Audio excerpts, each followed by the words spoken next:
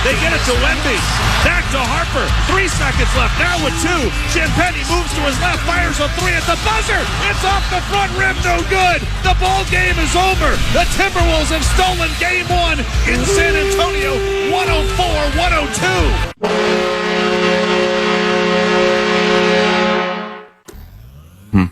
How about that? I think we're on the air. I'm not 100% sure. Oh. Can you not hear yourself? Check. Yeah, you're on. There? I know, you're on. What is going on? I know, it's just me and you. Oh, my God. It doesn't matter. The radio show is the least important part of the entire thing. It doesn't matter. As long as everybody's happy where they're at, doing what they're doing, everybody's good, it doesn't matter. The radio show is the last thing on anybody's mind. It doesn't matter. The Wolves almost blew the game there at the end. But that's a terrible way to look at it. They won it. They almost blew it. But, man, it was great. 104-102, the Wolves hold on and win. Game 1 against Wemby's monster triple-double. And his 12 blocks. Felt like 40. Yeah, is there? Freak. Does he have a weak spot? Is there something he can't do? I mean, not really. He's a freak. He's a freak. And somehow they still won game 1. How about that, man? And we don't even have Io back yet. We can do this. I know we don't have Io. Nope. We don't have Io. But we had Anto. They've played 4 times this year with the regular season and the postseason, and the Wolves are 3-1 against San Antonio. We can do this. That is correct. Growing optimism with the Wolves. We got to get the optimism back on track tonight in Denver. It's not over yet. It's not. We go live to Max, who was in San Antonio with... Oh, wait. No, he's not. We don't have anybody in San Antonio with the Wolves. No. What the hell is going on? Ant was big, though. I know for a fact, just me being out there, it calms everybody down. Not saying like there's any pressure on any of my teammates, but it takes pressure off of everybody just knowing that I'm out there, I'm available to play, doing what I do best, just trying to put the ball in the hoop. How about that? Yep, looked absolutely normal. He had that one shot where he landed a little bit awkward and then hobbled for about, 3 seconds. That's right. By the time he got to midcourt, he looked like he was running pretty normally again. So there was one kind of scary moment. Otherwise, he looked pretty normal. It's crazy. Dominant. I thought they were giving us the old feint. I didn't think there was any chance he was going to play last night. I thought they were just saying he's an option just to make him worry. And there he was, man. Yeah, we saw the line move throughout the day if you were watching the old betting markets. Again, we talked about it yesterday morning that even though he was cleared to play, the line still was at 13.5. Right. Hadn't moved, which means I think a lot of sharks were like, I don't think he's playing. And then, halfway through the day, they're like, he's going to go tonight. Did it start to move then? And then it was like 9.5. I don't know what it closed at, but it moved 4 or 5 points. We don't need points. We just win flat out. Take them on the money line. 104-102. Yeah. How about Piece of cake. Yeah. That's the first time I've ever watched a game that Wemby ever played basketball in. Yep. I'm not going to lie to you. I know we played him before, and I probably should. But, when I found out it was just you and I today, I was like, I better have something to talk to Corey about until Marnie gets here. And, or as we call her, Big Citrus. Yeah, Big Citrus will be here about 7. Yeah, she'll be here about 7. And, so I was watching him. I'm like, well, how are we supposed to beat that guy? That's like me playing against kindergartner. Well, it's not good. It's like Parker playing against me. Yes. That's what it's like. I don't know how to cover Parker. He's 9 feet tall. And he was having it looked like he was having trouble on the perimeter. Wemby? Yeah. Defending or outside, shooting? Just shooting Yeah, from he the didn't outside. have a great shooting night. That's what I'm saying. And the dude can shoot, which is why he's a unicorn. He's a unicorn. Did you see the block? I forget who it was on. Was it on Rudy? There was a block that Wemby had. I saw like 10 blocks. Yeah, well, again, it felt like 40. Yeah. And they showed the replay on NBC, and it was Wemby pretended for a second that he wasn't paying attention, and then quickly got a half a step backwards and swatted it. And in slow motion, you're like, oh my God, that's exactly what he did. He literally was playing possum, like, go ahead, and then boom, swats it. Wham. And is it Jamal Crawford? I forget who was on the call last night. And he compared it to, that is exactly what you do like in middle school. Tall kids would always do that. Pretend for a second that they had their back to you. Right. And you're like, oh, cool, I'm getting a layup. And then just swat the hell out of your shot. Yeah. And as a guy that was a very small, scrawny, terrible point guard, I'm like, I'm going to get to score. And then my buddies would just kick it into the, upper deck, just bat it away. Yeah. That was the kind of thing that happened. People. That was the kind of thing that happened when I played basketball against my big brother. He's 5 years older than me. Yeah. And then he would punch me if I actually made a shot, which I don't think Wemby did. No, Wemby doesn't punch anybody. I don't think he did. It is cool, though. You could almost see the look on Rudy's face like, all right, yeah, good job. Yep. You could tell like he's there, they were teammates, right? All that jazz in France and stuff. And he's like a mentor to him and all that jazz, right? Yeah, were they? I don't know if they've ever been teammates. Is that not right? I mean, they're definitely, a mentor-mentee kind of a thing. Right.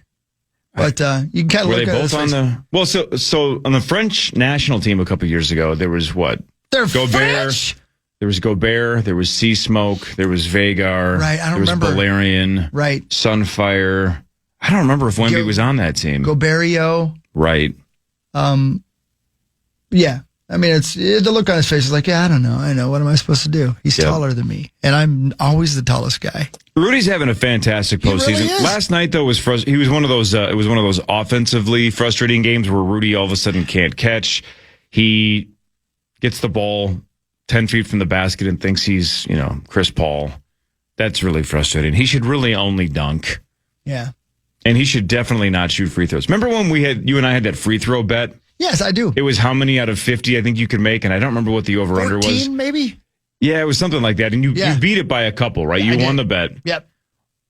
I know if I tried to shoot free throws in front of a crowd that big, and they were screaming at me, and I knew there were millions of people watching at home, obviously, I would have to get used to that pressure because that pressure would be very difficult. Of course, yeah. But I truly think if you gave me a couple of years, he's so terrible at free throws. That's the one thing I could definitely be eventually better than Rudy Gobert at because I can't do anything else as good as him. No. Maybe dribble. He's not a very good dribbler. And maybe drive. Yeah, but I mean, you mean drive a car? Yeah. Oh, maybe. Yeah, maybe like But man, his free throws are just he almost airballed about 15 last night. He was 1 of 5 from the foul line, and I'm surprised any of them even hit the rim. I bet he has a hard time picking dimes up off the ground. Yeah. He seems pretty flexible. He's not Wemby flexible. Yeah, but they're little and he's big. Man. Yeah. Wemby's a freak.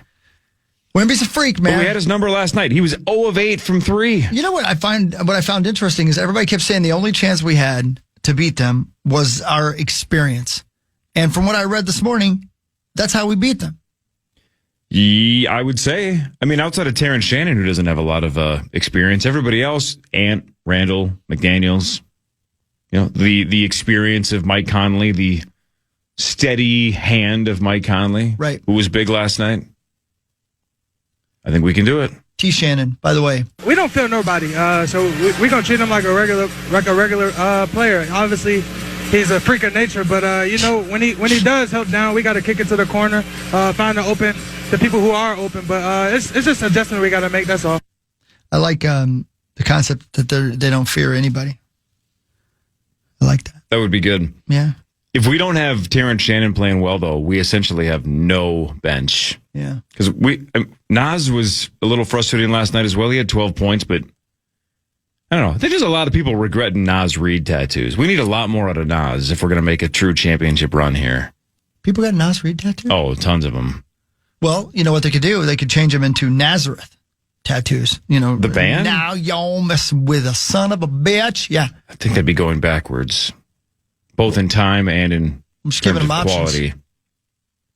I don't know. Terrence Shannon, man, what a force he was last night. He attacks the basket. He sure does. See, you did watch the game. I told you I did. Yeah, he attacks the basket. He's full speed. I do what's good for the show, Corey. Yeah, watching basketball. That's right. Did you stay up until the end? Yeah, of course. So did I. I was on the brink of regretting that. I was regretting it the whole time. I was tired as hell. It was, and it was like if somebody said, you know what, Cor, tomorrow we're going to do a big breakdown on the Daytona 500. You got to watch that whole sumbitch because there ain't nobody else that's going to be there. It's just you and Corey, or you and Hockey. Yep. And you need somebody to talk to about the Daytona 500. You should watch it. And you would watch it, but you wouldn't enjoy it. I think I would have gone to bed and then got up 20 minutes earlier just to watch as many highlights as possible. So I still could have talked. Yeah. Fake knowledgeable about it. Right. Which is what I've been doing. Right. Honestly. Yeah, I would have tried. I like Alan Horton. Yeah, he's the best. He's the best in the world. I listened to his highlights when I got here, and he's good at what he do. Yep, like that guy. I like him a lot. I like when Anthony Edwards is talking trash on people. Yeah, there's a lot of people, Chris, that think that Victor Wembanyama is essentially the best player on the planet or on the brink of being the best player on the planet. But last night, Ant looked like the best player in the game. I mean, outside of the 12 blocks, which, again, we're dominant. It's an NBA postseason record. It's a weird triple-double for Wemby, but it didn't look like the Spurs could do anything to stop Ant when he really wanted to go. Listen to this. This is listen to the last line of Finchie here. I think this is the one. Yeah, it was huge. I mean, it was, by that time, found a little bit of a rhythm. I thought Julius was really good, just really subtly good with everything he was doing off ball, and obviously when he had the ball in his hands. But Ant was awesome. He was really good. I mean, forgot how good he was, actually. How about that? I forgot how good he was, actually. That's pretty funny, man. And again, that's what sucks about DiVincenzo being out and Io out right now, and even Ant out for a couple of games, and we thought it was going to be longer. Is like I think they were right. We made fun of them all year about the playoff Wolves, that the Wolves just thought they were going to flip the switch and get it going. We're like, yeah, but this regular season's super frustrating. It seems like you're not taking it seriously. You're being lazy. Just why can't you play better?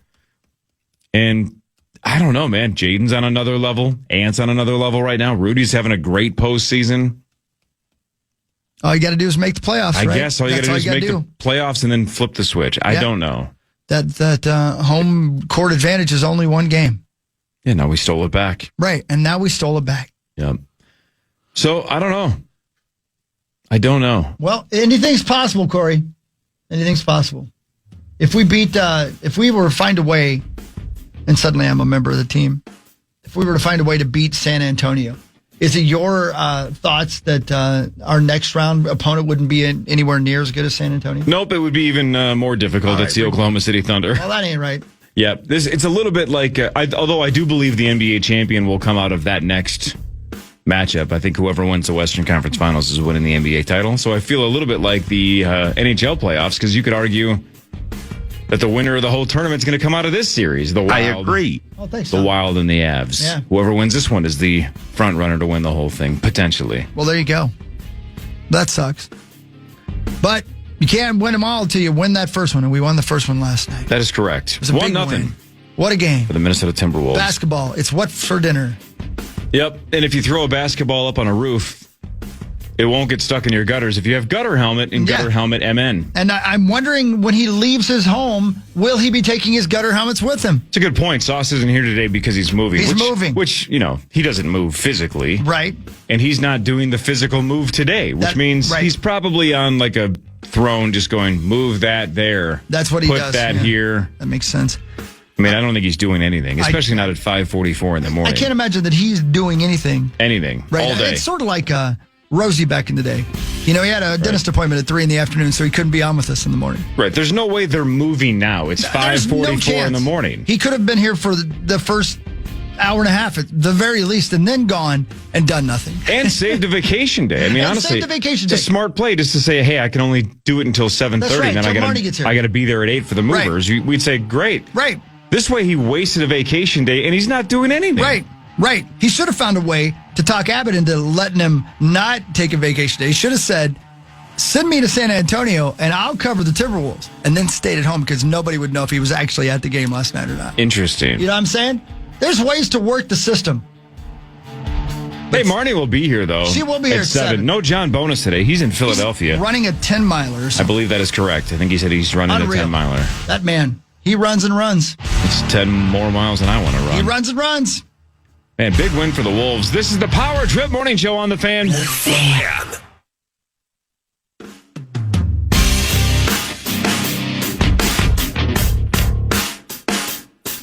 And welcome back to the Power Trip Morning Show. Here we are at 5:49. So yesterday when we were on the show, Corey, we talked about that plane hitting that semi-truck in New Jersey. Yeah. Did you see it? I've seen the video. I had not heard of it when you guys mentioned it, and then I watched the video, and that's the most terrifying thing. We've talked about that in the past. Like, if you are on a plane that's going down, you have a couple of seconds, maybe a minute, depending on how long the crash takes, to think about, well, this is it. That guy driving the truck is just driving along. Right? Unreal. Zero idea. Because why would you think that? Even though you're driving right by an airport, why would you think I'm about to get hit by a plane? You don't see the plane about to clip the top of your car or whatever. So he's just driving along. That video is haunting because he's just like, hey, having a great day? Yeah. Almost dead without even knowing what hit him. And he would have been dead and never had a chance to process what's happening. It's just over before you even know it, but luckily survived. No clue. And the crazy thing is he probably drives, because he was working, he probably drives that route twice a day at least every day, right? Listen to the sound of it, though.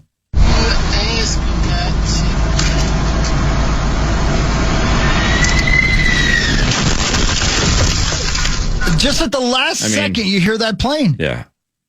And again, even though he hears the plane, he probably didn't think it's going to hit me. He probably hears the plane go overhead all the time. And probably, again, by the time he realizes what the sound is, it's too late. Yeah. And he might not even have processed it by the time it hit. Right. Maybe, what the hell's that? Boom. Right. Might be dead. That's the whole thing about, like, when people talk about, and, you get what I'm saying, like ghosts who don't leave the place they're at because they don't know they're dead.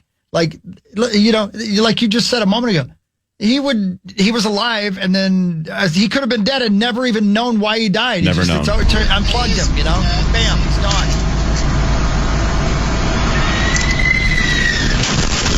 My gosh, man. Yeah, how did nobody die? Crazy. I don't know. Would you rather have moments to get yourself all set up, or would you rather just be gone? That is the question. You could argue it either way. Yeah. I guess it depends on your thoughts on the afterlife, right?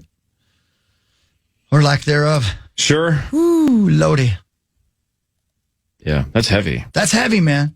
That's what we talk about on the Power Trip Morning Show on the day after this happens.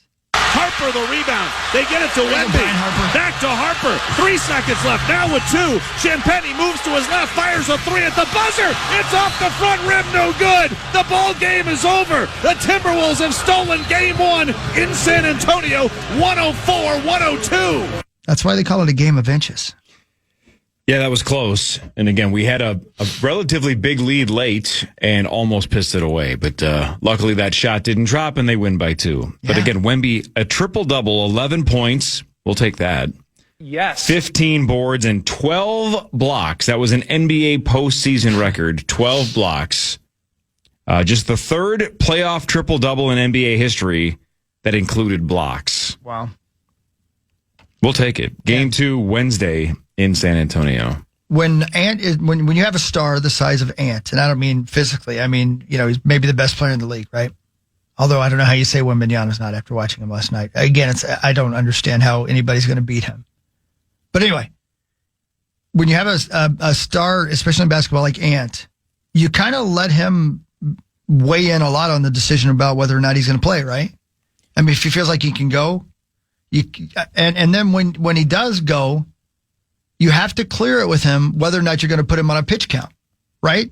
Because I didn't think about it until I heard Finch say this morning when I was loading the audio in. We talked yesterday that if he was able to go, he was going to come off the bench, and if that was fine with him, which it absolutely was.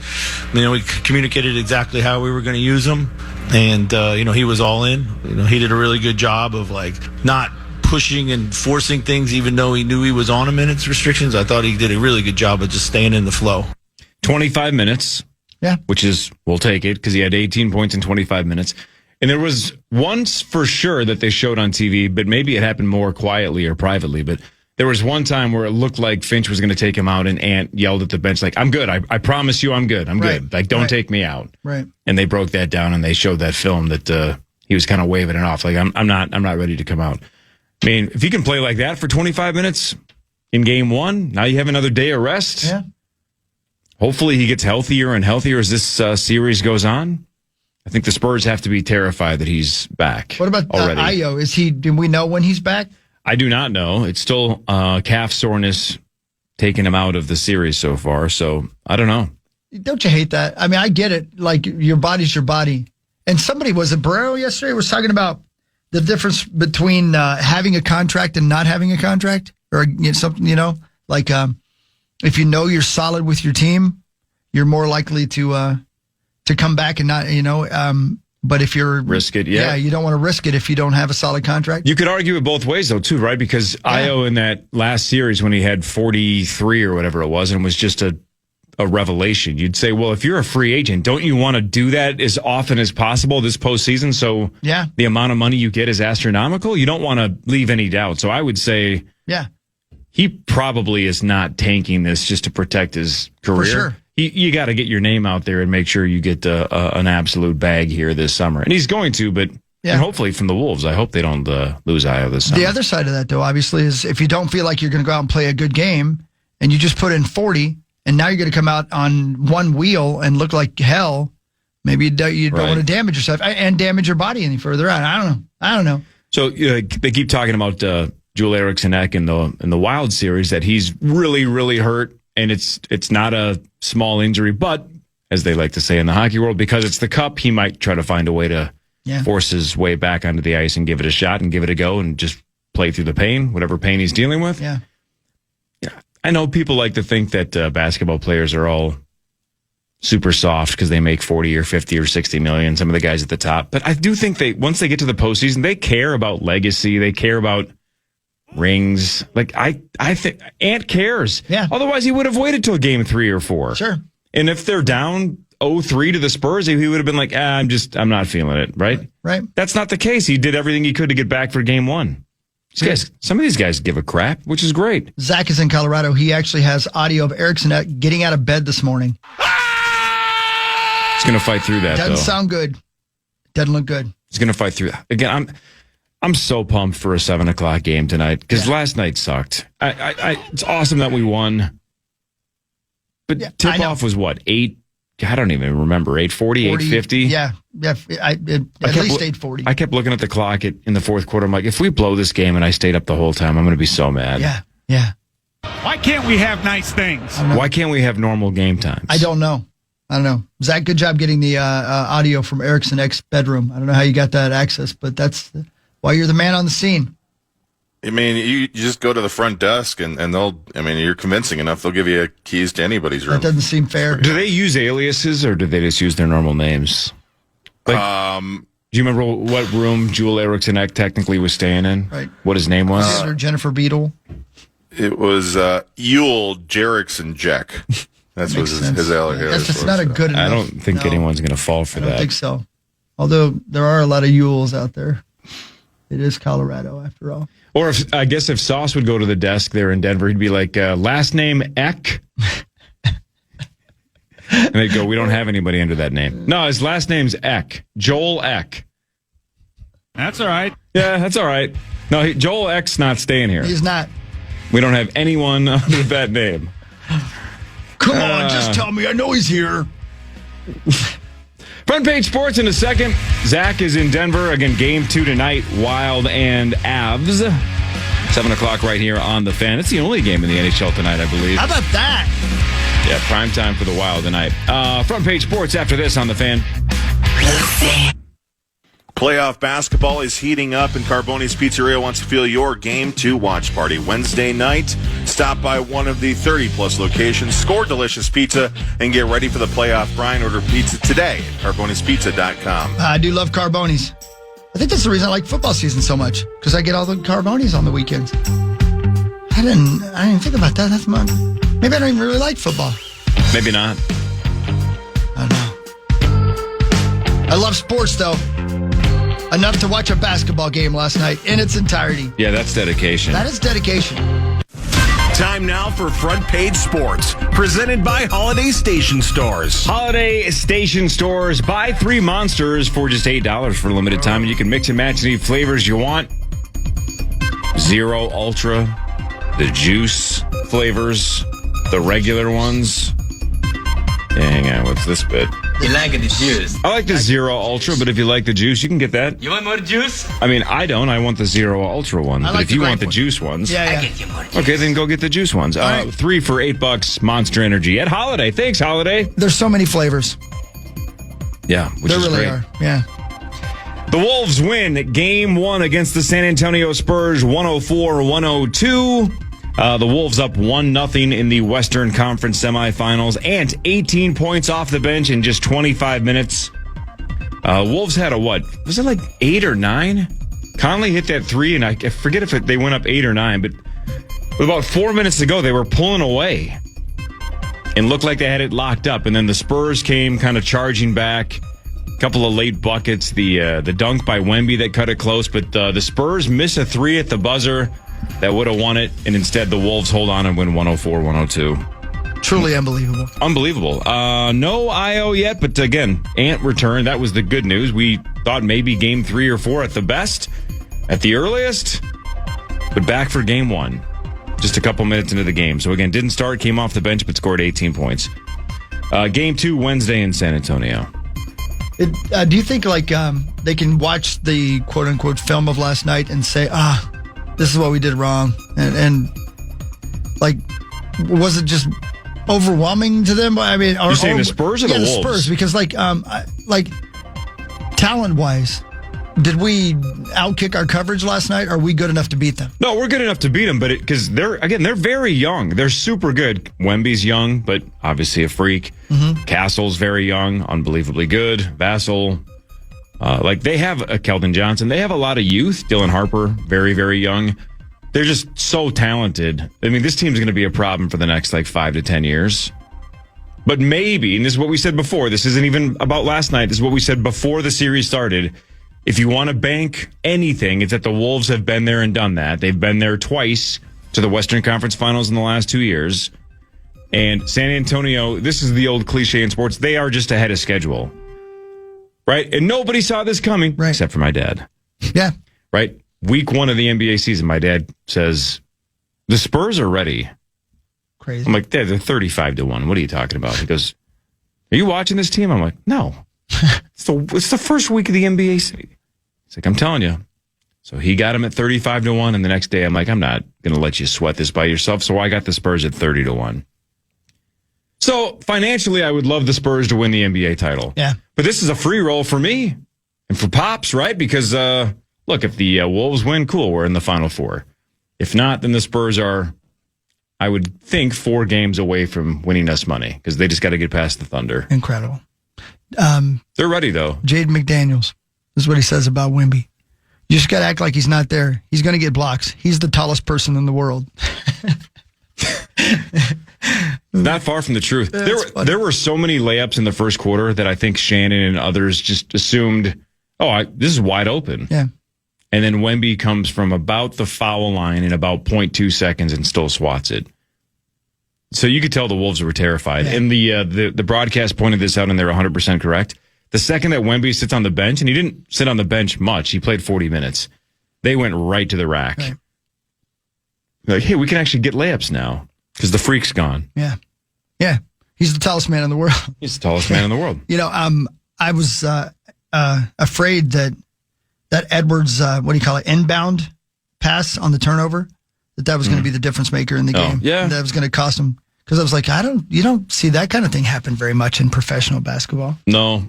How about, speaking of turnovers, somebody, I think Creasel retweeted this. You see, Terrence Shannon played 35 minutes, 0 turnovers. And I think they said between game 6 of the last series and this, 0 turnovers, which again, for a young kid playing that many minutes, we're asking him to score a lot of points and be the offensive force that we saw last night. 0 turnovers. Yeah. I'm surprised he hasn't just completely derped it out of bounds 6 times, but he hasn't. Well, that's super controlled. You put that hex on him. No, I don't think so. Hexes work. God. If that's the case, there'd be a lot of people that don't work here anymore. Ain't that the truth. Hey, man, how many people still work here? 4? About 4. Yeah. Yep. See what you did to Muss? The hexes don't know if you're just kidding. I did that hex in private. I didn't think it was going to work. Game 2 of the Wild and Avs, Zachary, live from Denver tonight, is 7 o'clock right here on The Fan. Colorado leads 1-0 after that 9-6 game 1. It is the only game in the NHL tonight. Colorado 5-0 so far this postseason. The Wild are 4-3, but we can bounce back. And then again, after tonight, a long, lengthy layoff. No game until Saturday, game 3 in St. Paul at 8 o'clock, Zach. Yeah, we talked to Hines, Tarasenko, and Kirill yesterday, and all had kind of similar sentiments where there were mistakes that were made in Game 1 that, that's the bad news. The good news is the mistakes were very fixable. And I think, having another day to get ready and to watch some more film, which is what they did yesterday, will help them wonders. You think about you played the same team 6 straight times, and then now a couple days later you got to adjust to the speed of the Colorado Avalanche. It's going to take you a bit, but I think after, like I said, after some film, it will be a little bit an easier start to Game 2 than it was for Game 1. Hines would not commit to any lineup changes, including the goaltending position. So I still think it's overwhelmingly likely that Wallstedt will start, but Hines would not commit to saying that yesterday. So maybe we'll find out more after morning skate today. But regardless, setting up to be a pretty entertaining Game 2. Hopefully a little bit more normal hockey game today compared to what we saw here on Sunday night. Hines on. Sorry, Wally. I'm not worried about Wally. He's got a great track record. He's played really well. He's got playoff experience. He's got positive playoff experience. But I think in general, as we've talked about throughout these playoffs, that it's next game. You take the lessons out of it. Everyone has to reboot. We all have to be better. And we're planning on doing that tomorrow. So I heard Russo last night with Barrero, and he made a couple of points that I hadn't thought of because, again, I'm not a hockey guy, so I'm just going to have to rely on other people that know what they're talking about because I don't. But he mentioned, if you were going to truly start Gus in Game 2, then you probably should have pulled Wallstedt at some point in Game 1 just to get Gus on the ice because it's been 3 freaking weeks since he's played. And that was kind of the other point is even if you're like, all right, we watched the film, Wallstedt was terrible, right? I'm not saying that's the case, but I'm saying if you watch the film and look and go, geez, this is just bad, we got to go to Gus. It's been 3 weeks since he's played. That's really tough to put somebody in there after 3 weeks. So I think you kind of hinted at it yesterday, Zach, that unless it's just an absolute nightmare tonight, and then you would get the break to get Gus ready for Saturday. Unless it's an absolute nightmare, you're kind of just stuck with Wallstedt until it just absolutely bottoms out. Yeah. No, I mean, it's going to be, I'm sure, a shorter leash, I guess, if you want to say that. I think he'll be a little bit more trigger happy on pulling him tonight if he is giving up those goals that Kadri was talking about the other day. I don't know if they'll where the red fern grows him, but they'll probably do. I'll probably just put him on the bench. Yeah. But I think that's it'll a weird be. way to put that. Yeah, I don't know why I went to that one, but that book scarred me for life. How many books did we read in school growing up where the dog either gets shot or dies? All of them. It seemed like every book had a dog death. Yeah. Sometimes I thought they had us read The Old Man and the Sea, and they just threw a dead dog in there at some point in the version I read just to have it there. I don't know why. Right. Grapes of Wrath. Yeah. 30 dead dogs. Been a dog in there. Right. Yeah. Animal Farm. 31 right. now. Yeah. Napoleon just killed dogs. We watched the two people who fall in love and then take each other out. What's that show called? Romeo and Juliet. Yeah, we watched that, and the version I had a dog dying. Yeah, they poisoned the dog first and then killed themselves. I don't know why. They have to do it. They didn't even have guns. The dog dies of mice and men. Isn't like that's... Yeah, Lenny just chokes the dog to death. Chokes it right out. It's like, why? Yeah, 12 Men in the Jury Box or whatever the hell that show's called. They killed dogs. Right. That's what the trial was about. I believe the original title was just The Normal Gatsby until he was great at choking dogs. Hey, it was what he was best at. He ran that dog over with the car and then crashed it. The most important question for you, Zach, is how was the reporter dinner at the steakhouse last night?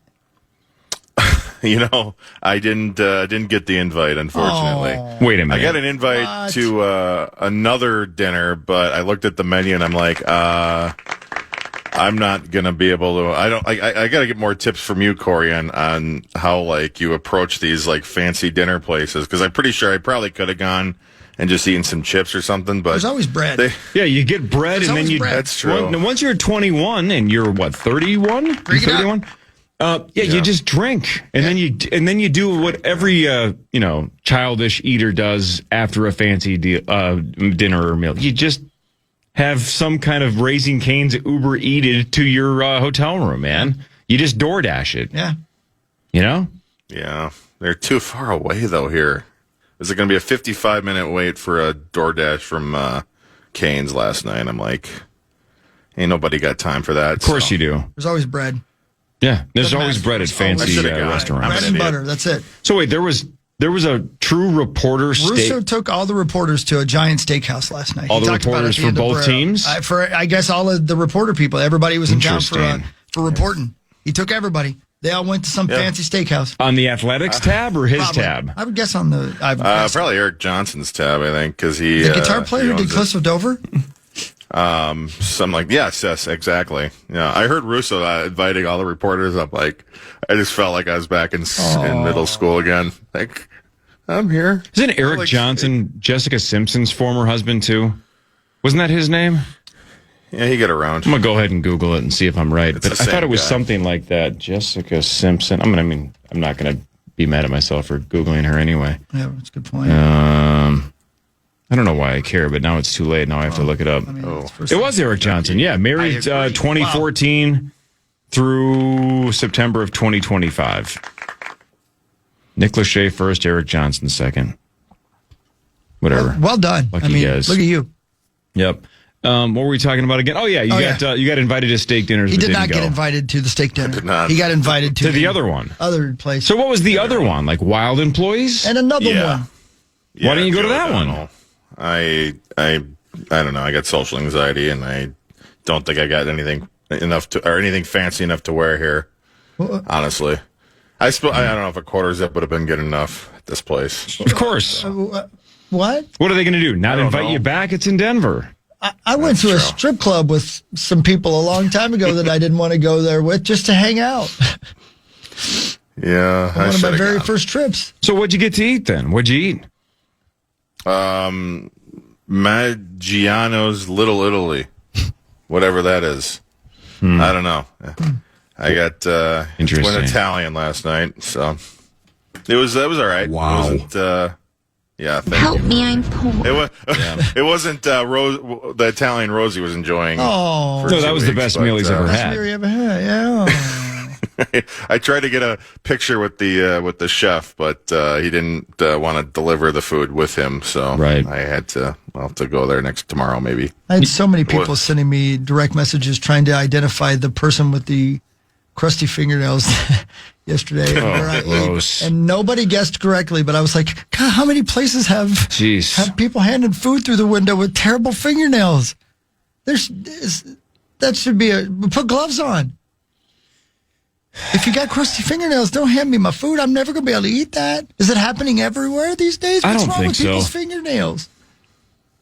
You know what's crazy is if you had not seen that, you would have eaten it, and it would have been ignorance is bliss. You wouldn't have cared. Yep. And I'd be like, why is my belly sick today? So from now on, just hold your left hand out the driver's side window and just look straight ahead like it's a baton relay. Just punch the gas. Yeah, just say, put it in my hand. And then don't look at their fingernails. Don't look at their general cleanliness. Just take it and go. Yeah. You'll be fine. You got to trust the guy if you say, just put it in my hand, though. Just put it in my hand. Yeah. I didn't order a hot dog. Am I a Dairy Queen? Front page sports in the rear view mirror. We'll do what really matters after this. Scores and stats around the world of sports, and Chris will change your life for something else. No John bonus today. No sauce today, but Marnie will be here in like 40 minutes. Zach's in Denver. This is the Power Trip Morning Show on the Fan. Sports news is in town. Chances to win tickets and knowing what is going on with all of your favorite KFAN shows. Follow KFAN 1003 on all of our social channels, Instagram, TikTok, X, and more. Stay connected and follow the sports leader, KFAN. That's right. Welcome back. Here we are. 6:24, celebrating a big Wolves win last night.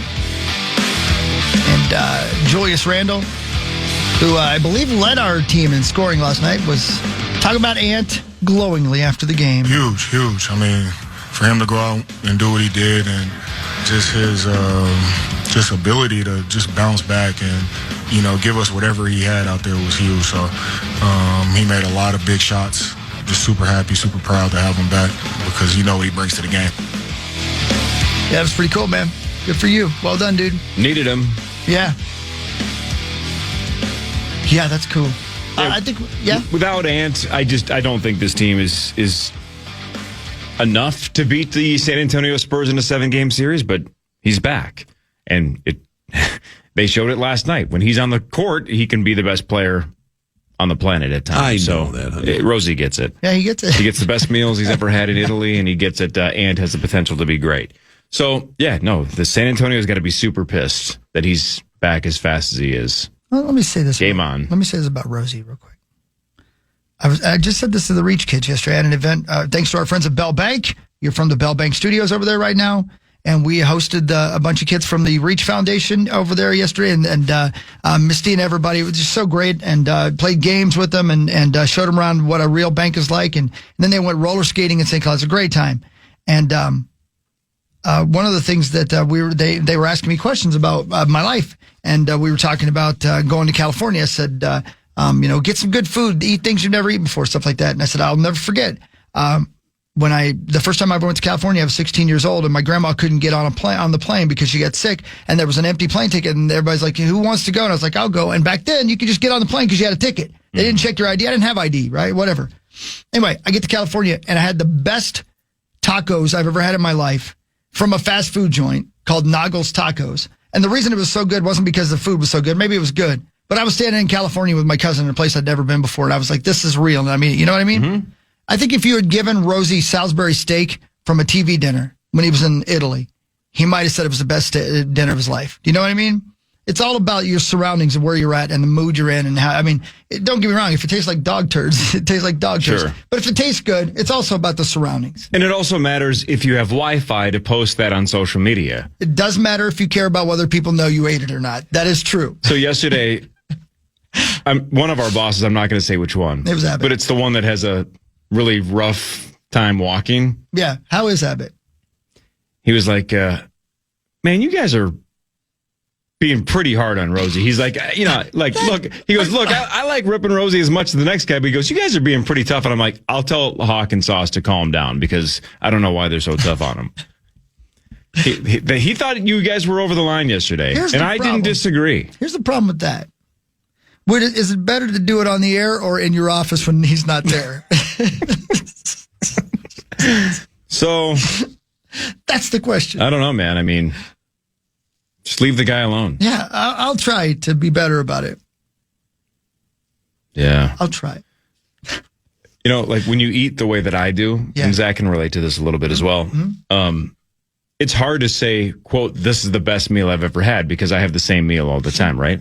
That's why once in a while it's like, wow, this is the best ice cream I've ever had, or that's the best cinnamon roll I've ever had. Because meals, it's like, this is Cane's. I go to Cane's and it's the best. Right, yeah. So how do you have the best Cane's you've ever had? It's been fantastic 1,000 times. For sure. What do I care? But I bet that Cane's might be even better if you ate it at the top of Mount Kilimanjaro. Again, how's my Wi-Fi? Can I post my no slaw extra toast? Yeah. So everybody knows that I had Cane's on the top of a mountain. That's right. At the top of a mountain. Is that why the food in Vegas tastes so much better? Like the Cane's in Vegas always taste... Yes. Oh, man. I always thought they just made it better there. Well, how about... Maybe they don't. How about like what Ben always talks about, and he's right. There's something about vacation coffee that you're like, this coffee just hits differently when you're walking on a beach or you're in some foreign city. It's just the best. Completely.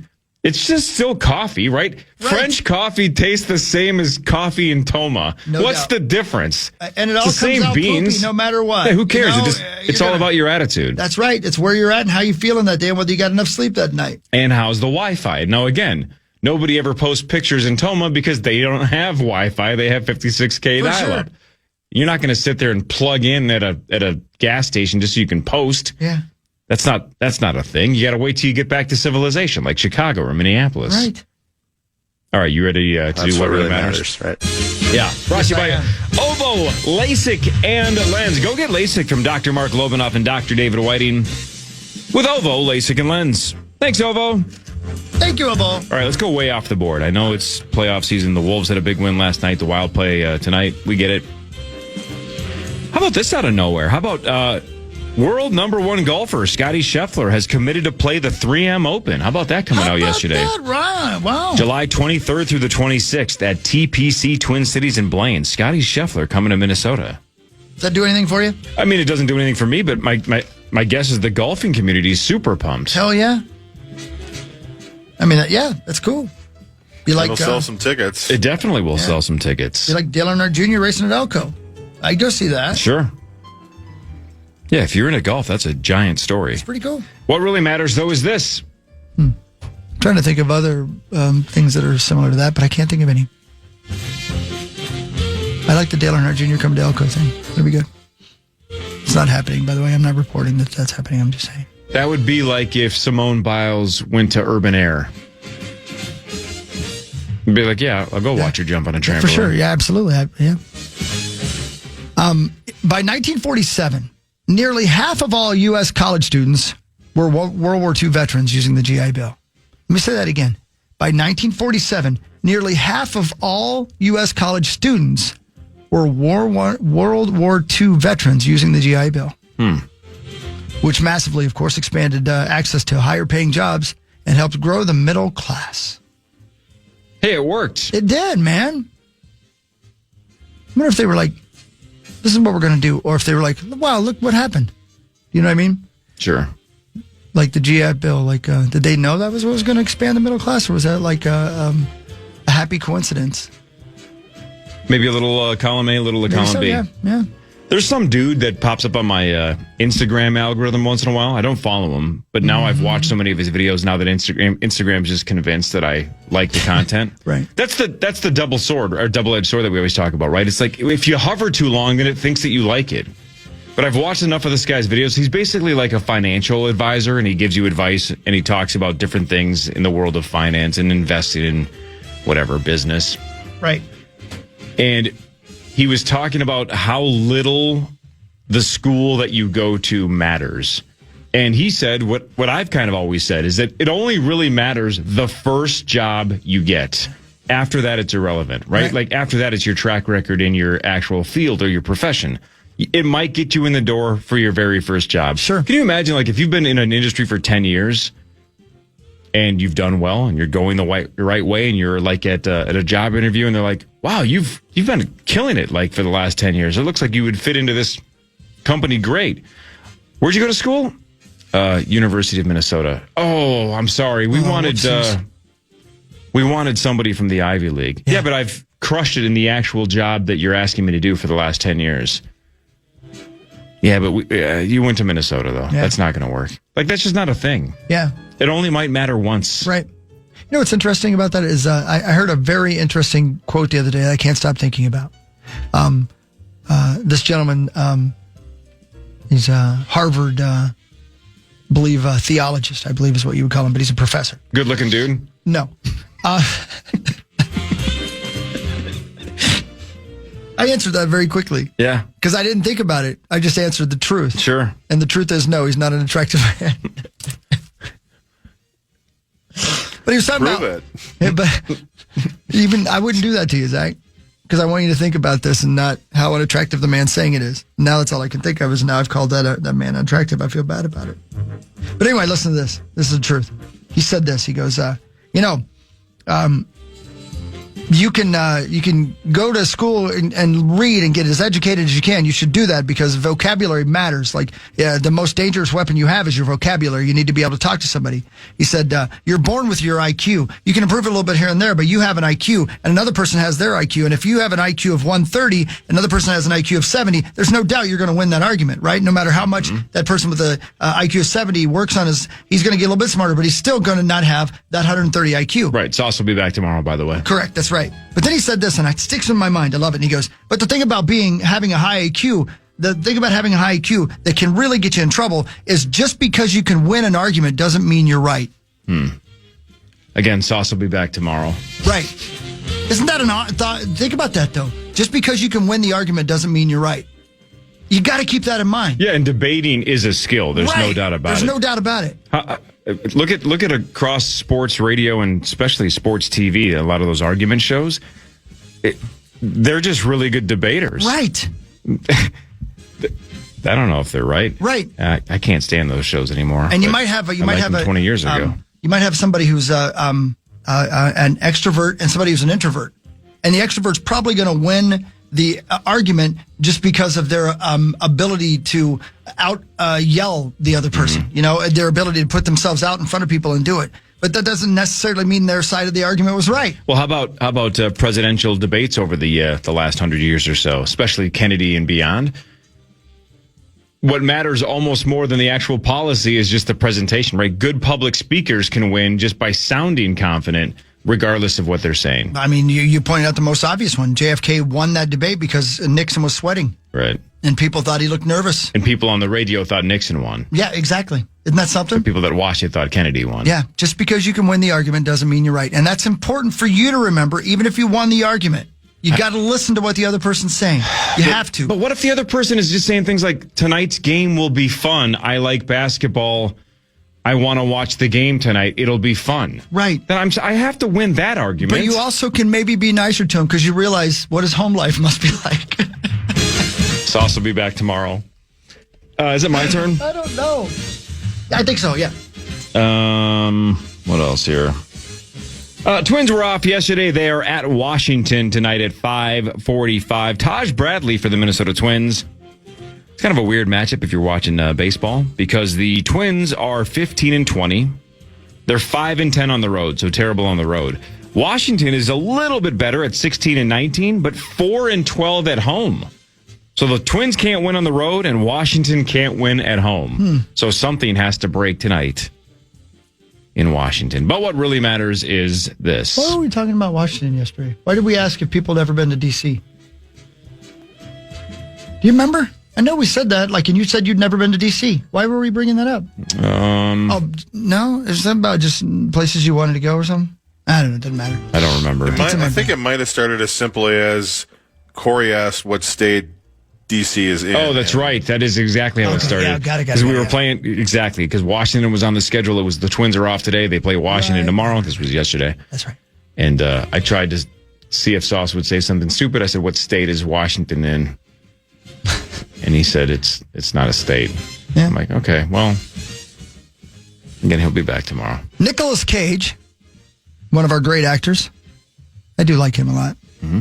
Was never paid the $100,000 he was promised to star in. He was promised to star in Las Vegas, leaving Las Vegas in 1995. He did win the Academy Award. Director Mike Figgis was also never paid his $100,000 salary. The studio said the film never made a profit, even though the $4 million movie grossed $32 million. I have a lot of questions. Me too. I don't know why Nicolas Cage doesn't have a lot of questions. Sounds like a lawsuit. Yeah. Of course, I guess maybe $100,000 to him isn't enough for him to spend the money for the lawyer to go get it. But I don't know. Maybe I'd sue him. I'd say, well, you owe me $100,000. You owe me interest of $14 million. Because what are the chances that both of them had in their contracts that they didn't get paid if the movie wasn't profitable, right? My guess is they both were like, well, I'm getting a check either way. It's only $100,000. A lot of those movies, right? When we hear like Keanu Reeves took a back-end deal and he makes like $200 million on The Matrix or something. Right. Don't most of them at least take a small salary with a huge back-end deal? I would guess so. I don't think they're working for free with a back-end deal. I don't think so. I mean, maybe the biggest of the big have swung and said, give me a percentage. And I'm going to bet on myself. I'll take a $0 salary. But I would assume that Nicolas Cage, when he was at that point in his career, was not big enough to say, I'm working for free. Right. What's the dude's name who did Star Wars? George Lucas? Yeah. Didn't George Lucas do that last movie he did for nothing? And he paid for it himself and lost his A word? Ooh, I don't know. Maybe. Which one was that? The movie, I think it started with an M, like Metropolitan, or maybe it wasn't Metropolis? Metropolis. Was that him that or was George somebody Lucas? else. No, that was... Whoever did it on their own dime and lost their A word. Strange Magic? No, it's called Metropolis. Yeah, hang on a second here. Strange Magic. Yeah, that movie bombed bad. Had the guy who was in Girls in it, a kid. Who did Metropolis? It wasn't George Lucas, maybe? No? I don't know. The hell was that I know called? a little bit about a bunch of things, and I'm half right on most of it. Metropolis. 1927 movie called Metropolis. Maybe we're slightly off. Is there a different movie that's similarly named? Megalopolis. Boobies. Maybe. I don't know. If only there was a website. Oh, I'm looking. We could look. Yeah, it is Megalopolis. That was 2024. That was Coppola. Oh, that's it. That's the one. Yeah. Spent his own money and lost his A. Jeez. This says This says the budget was between 120 and 136 million, and it made 14.4 at the box office. Whoopsies. That's tough. Let me double check this here. Dun, dun, dun, dun, dun, dun. The still shots look fantastic. I remember the trailer looked cool, but I never went to see it. Rotten Tomatoes, Mr. Z's favorite website, 45%. Yeah. Well, yeah. Yeah. And the audience also hated it. Average grade of D+. Yeah. Yeah. Ugh. Adam Driver. The guy's great. That's the kid I'm talking about. Yeah, he was in Girls. I mean, Exactly. Yeah. Fantastic. Kylo Ren himself. Yeah. My turn again? I believe so. The Packers signed a quarterback. Obviously, Jordan Love is their starter, but 36-year-old Tyrod Taylor is going to be their backup now. Malik Willis went to Miami. Here's your interesting sports stat of the day. I want you guys to try this. Tyrod Taylor is 36 years old. He was a 6th-round pick in 2011. Wow. 2011. How many players from the 2011 NFL draft class, including Tyrod Taylor, are still active? 15 years ago. How many active players from the 2011 draft class? Maybe 3. Zach, you want to take a shot? I mean, yeah, I was thinking single digits too. I'll go 8. Right in between the two of you. He's one of 5 players still active from 2011. Wow. Incredible.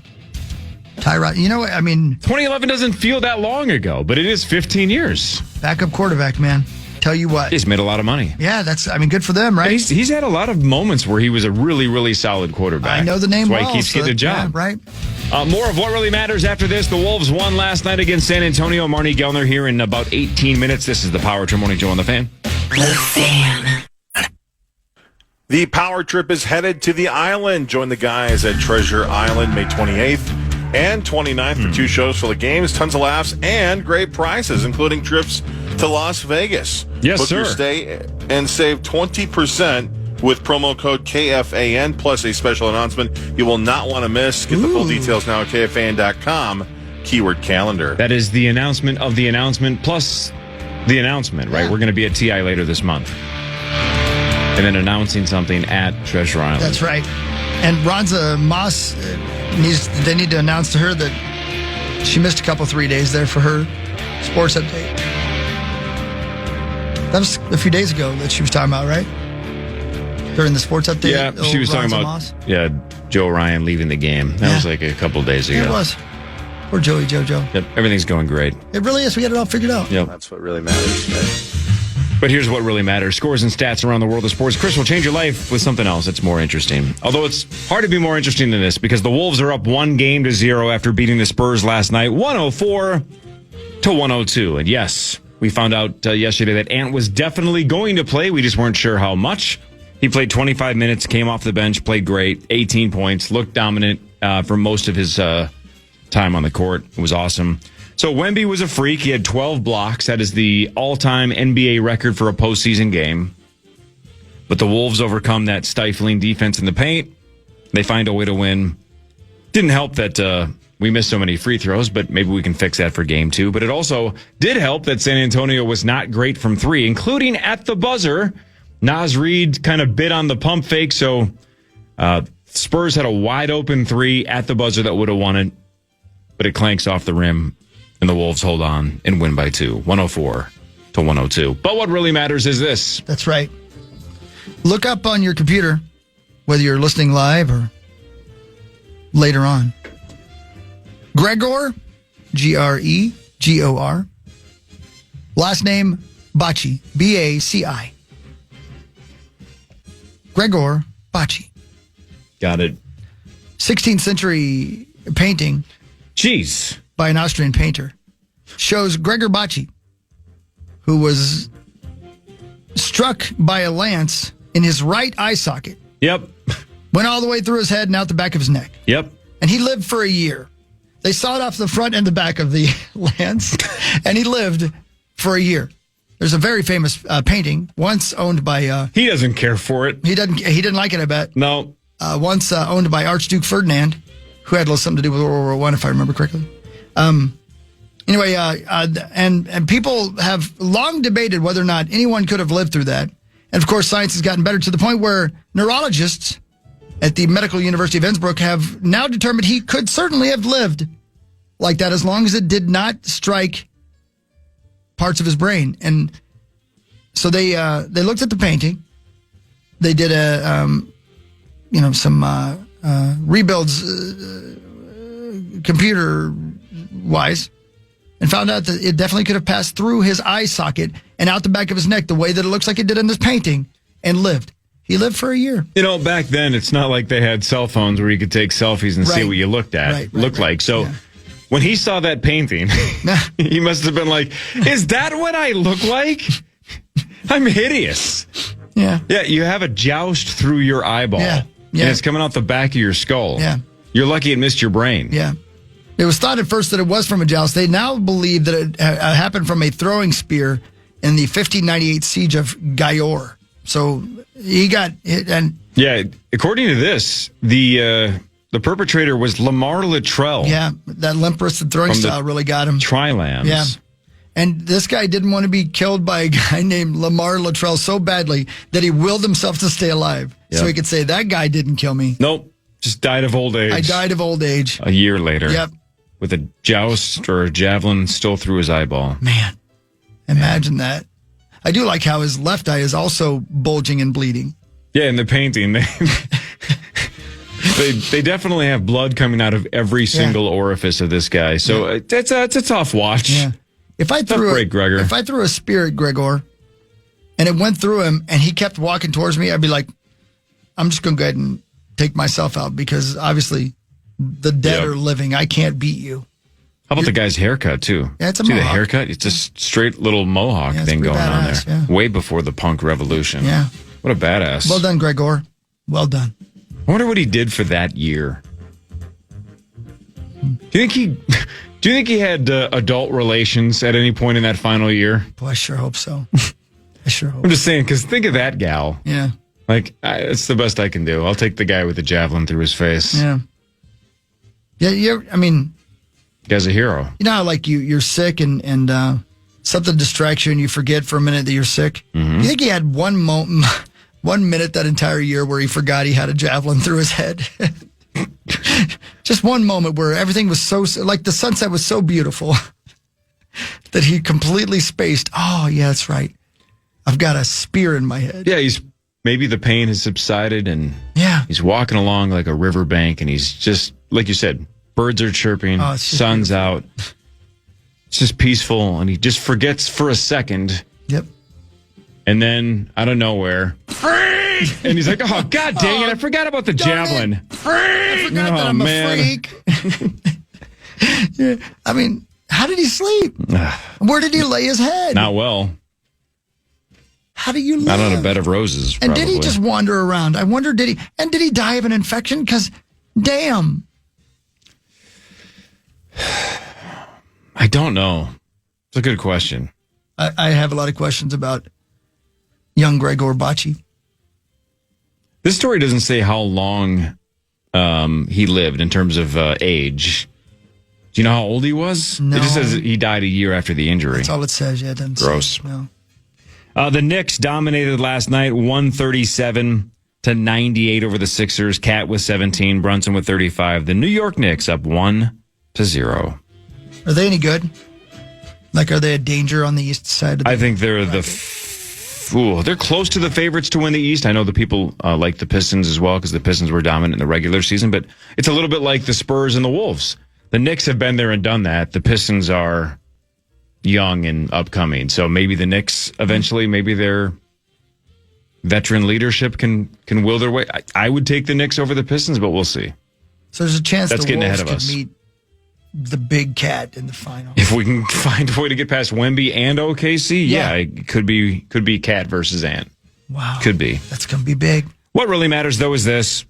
You know, if you look up a guy who has a spear piercing his head, you're also going to find stories like this one. Anatoly Bergosky. In 1978, the Russian particle physicist had a high-energy proton beam from a particle accelerator passed through his head. He was working for the Russians, checking a malfunctioning piece of equipment, when, of course, the safety mechanisms failed. Burkowski was leaning over the equipment when he stuck his head in the path of the proton beam. Interesting. Never crossed the streams. He reportedly saw a flash of light brighter than 1,000 suns.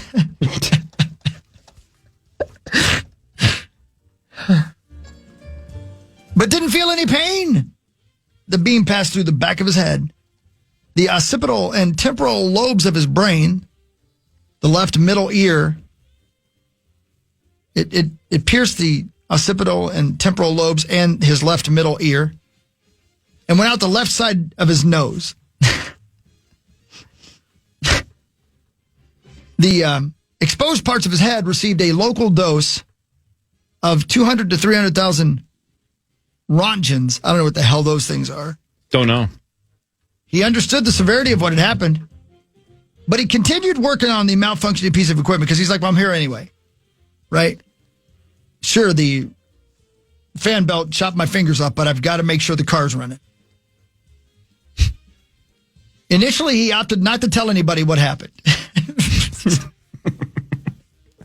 He's embarrassed. Doctors expected him to die, but he survived with severe, non-fatal injuries. The left half of Burgowski's face swelled up beyond recognition. And over the next several days, the skin started to peel, revealing the path that the proton beam had burned through parts of his face and his bone and his brain tissue. Never do science. As right? it was believed, It's a dead-end job. Right.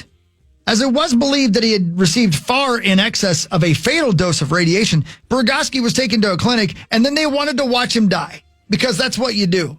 Got to observe. Right. And what analyze. the hell's going to happen to this guy?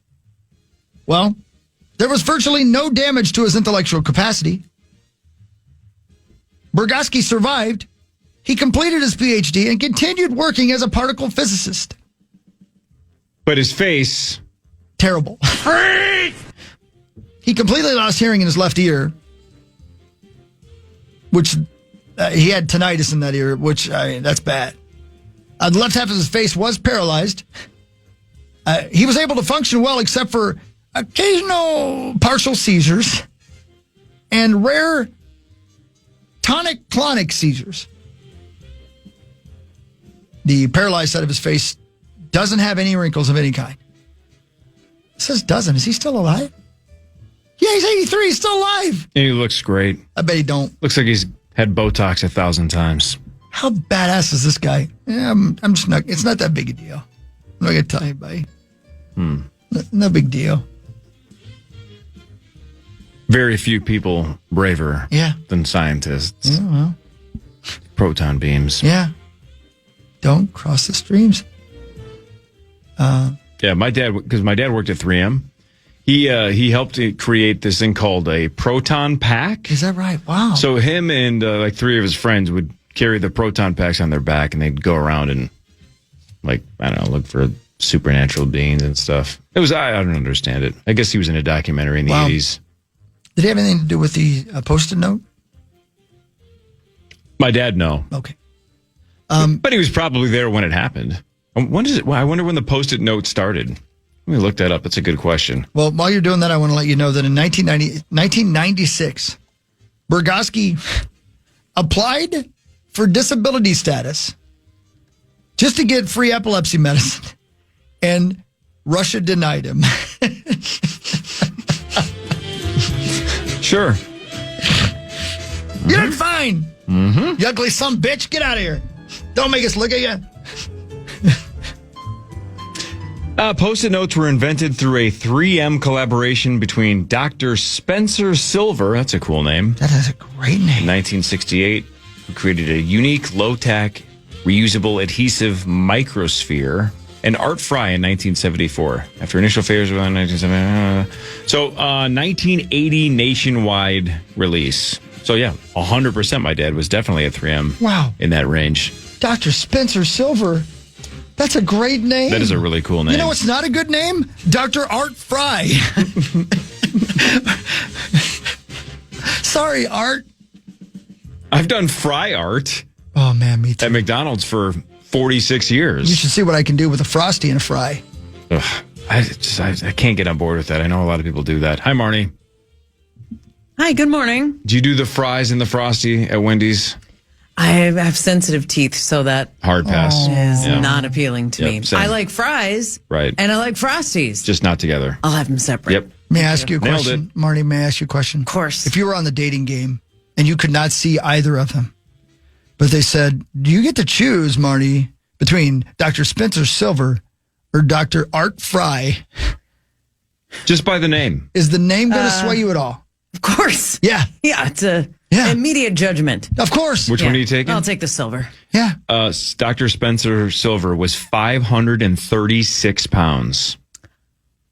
I'll take the fry. I just made that up. Dr. Fry was allergic to potatoes.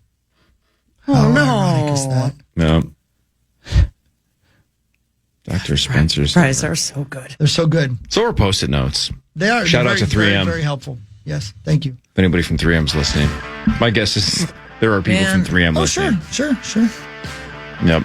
Martin's our We squad have, one, man. Come on, let's go. Let's hype this up. We did it. Great game. It was a great game. What a game. Great game. I watched the whole thing, Marty. Can you believe it? You did? I did. I had to. Because I knew it was just going to be he and I for the first 2 hours. I had to watch it so he'd have somebody to talk to.